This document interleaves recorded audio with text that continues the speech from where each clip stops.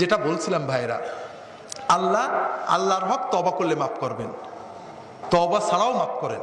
কিভাবে? এক নম্বর হলো ইন্নাল হাসানাত ইউযহিবনাস সাইয়্যাত। আপনি তো অনেক নেক আমল করেন, কিছু তওবা করেছেন, কিছু গুনাহ রয়ে গেছে, আল্লাহ অনেক সময় আপনার নেক আমলের ওসিলায় কিছু কিছু গুনাহ মাফ করে দেবেন। আল্লাহ বিপদ আপদের ওসিলায়, কষ্ট হয়েছে, জ্বর হয়েছে, অসুখ হয়েছে, ছেলে মরেছে, অসুখ বিসুখ বিপদ আপদ, আপনি সবর করেছেন, এই বিপদ আপদের ওসিলায় বিনা তওবাতে অনেক গুনাহ মাফ করে দেবেন।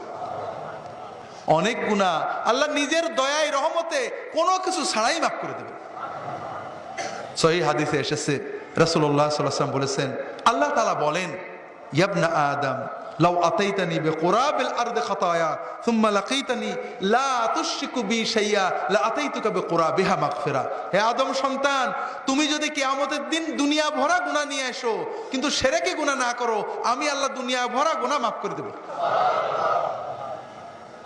কিন্তু বান্দার হক, মানুষের হক ওজনে কম দিছিলেন, মানুষের বাড়ি খেয়ে পয়সা দেননি, হোটেলে খেয়ে পয়সা দেননি, জোর করে শ্বশুরের থেকে যৌতুক নিছিলেন, বউয়ের মোহরটা দিছিলেন না, আপনি ফাঁকি দিছিলেন, অন্যায় বিচার করেছিলেন, আপনি পাশ টেনে করছিলেন, আপনি নাম্বার পাশ টেনে দিছিলেন, চাকরিতে নিয়োগটা পাশ টেনে দিছিলেন, অযোগ্য মানুষের নিয়োগ দিছিলেন। এই গুনাহগুলো পরে যখন তওবা করবেন আল্লাহ 16 আনা মাফ করবেন না। কাজেই মালিক ইয়াউমিদ্দিনের ইয়াকিন আপনার সত্যিই হয়েছে কখন বোঝা যাবে? যখন আপনি অন্যের ক্ষতি করতে গেলে হৃদয়টা কাঁপবে।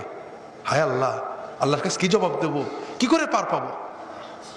আর যদি দেখেন নামাজ পড়েন, রোজা রাখেন, কিন্তু ঘুষ নিতে, সুদ নিতে মন কাঁপে না, ওজনে ফাঁকি দিতে মন কাঁপে না, পরের ফাঁকি দিতে, হক নষ্ট করতে, মানুষকে কষ্ট দিতে মন কাঁপে না, গীবত করতে মন কাঁপে না, লোভ করতে মন কাঁপে না, তাহলে বুঝবেন যে না, ইয়াকিনটা হয়নি, আরো অনেক যেতে হবে, নইলে নাজাত পাওয়া কঠিন হয়ে যাবে।